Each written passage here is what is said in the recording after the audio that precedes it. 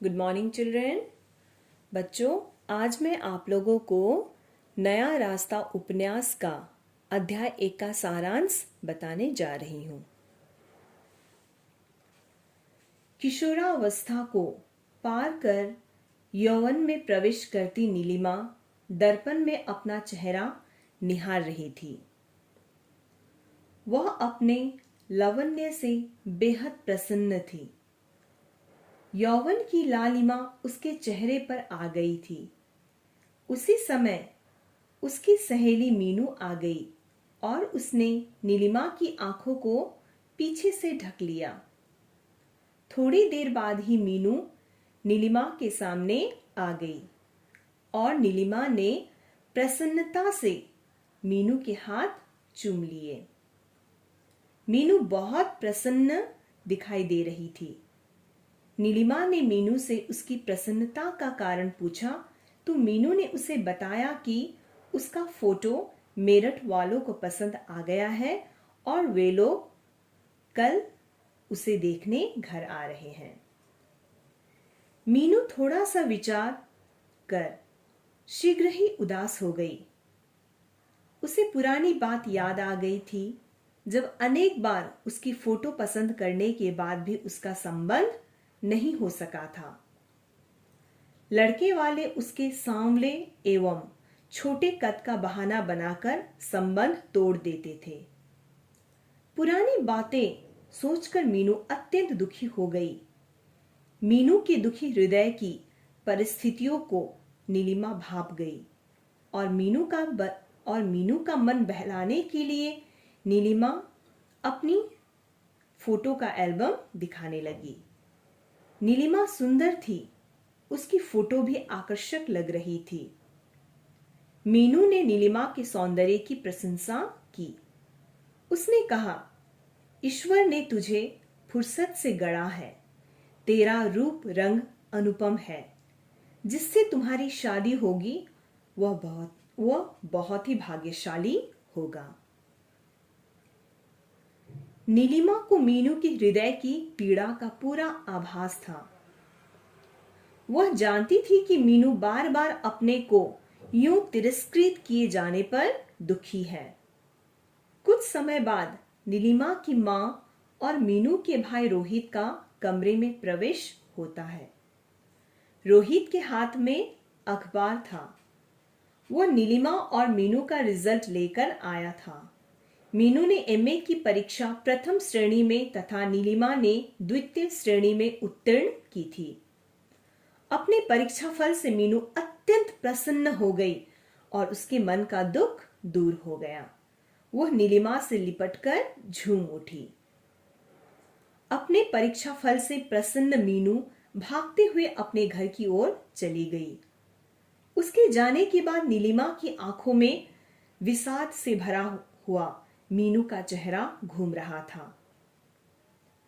नीलिमा के सामने मीनू का अगले ही पल प्रसन्नता से बदला रूप भी था। उसके इस रूप को देखकर नीलिमा गुनगुनाने लगी कि कभी सुख है, कभी दुख, अभी क्या था, अभी क्या है। इसके बाद भी वो अपने बिखरे फोटो चित्रों को एकत्रित करने लगी। तो बच्चों, ये हो गया अध्याय 1 का सारांश। अब बच्चों, आज की कक्षा के अनुसार यानी कि आज जो मैंने आप लोगों को अध्याय 1 का सारांश बताया उसके आधार पर मैं आप लोगों को कुछ प्रश्न दे रही हूं। ये उपन्यास का पहला प्रश्न है, इसीलिए मैं ये प्रश्न उत्तर की चर्चा कर रही हूं।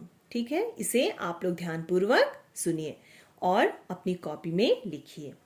तो प्रश्न है कुछ इस प्रकार। पहला कोटेशन है,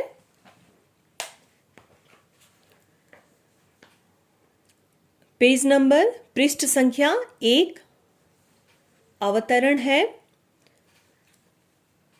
यौवन की दहलीज पर खड़ी नौ यौवना नीलिमा दर्पण में अपना चेहरा निहार कर कुछ विस्मित से मुस्कुरा रही थी। दर्पण में निहारने पर यौवन की लालिमा उसके चेहरे पर छा गई। अपना चेहरा वह अभी दर्पण में निहार ही रही थी कि इतने में उसकी सहेली मीनू ने पीछे से आकर उसकी आंखों पर अपने हाथ रख दिए। मीनू के कोमल हाथों से आंखें मूंदने पर नीलिमा को कुछ अजीब सा एहसास हुआ। अब बच्चों, इसी अवतरण के आधार पर आपसे सवाल पूछे जाएंगे और हर अवतरण में आपसे 4 सवाल पूछे जाएंगे। तो पहला सवाल है, नीलिमा का परिचय दीजिए। दूसरा सवाल है, मीनू क्यों प्रसन्न थी। तीसरा सवाल है, मीनू क्या सोचकर उदास हो गई। चौथा सवाल है, मीनू ने नीलिमा की क्या प्रशंसा की। अब बच्चों, हम इन्हीं प्रश्नोत्तर की चर्चा करेंगे। तो पहला सवाल है, नीलिमा का परिचय दीजिए। नीलिमा उपन्यास की नायिका मीनू की घनिष्ठ सहेली है। वह मीरापुर में रहती है। वह सुंदर युवती है। अभी उसने मीनू के साथ एमए की परीक्षा दी है। वह मीनू के साथ प्रेमपूर्ण मित्रता का संबंध निभाती है। दूसरा सवाल है, मीनू क्यों प्रसन्न थी। मीनू खुश क्यों थी। इसका उत्तर आपको इस तरह से लिखना है। मीनू की शादी के रिश्ते के लिए उसकी तस्वीर मेरठ भेजी गई थी, जो मेरठ वालों को पसंद आ गई थी और वह रिश्ते की बात आगे करने के लिए मीनू के घर पर आ रहे थे। अपने विवाह का संबंध पक्का हो जाने की संभावना से मीनू अधिक प्रसन्न हो गई थी। तीसरा सवाल है, मीनू क्या सोचकर उदास हो गई।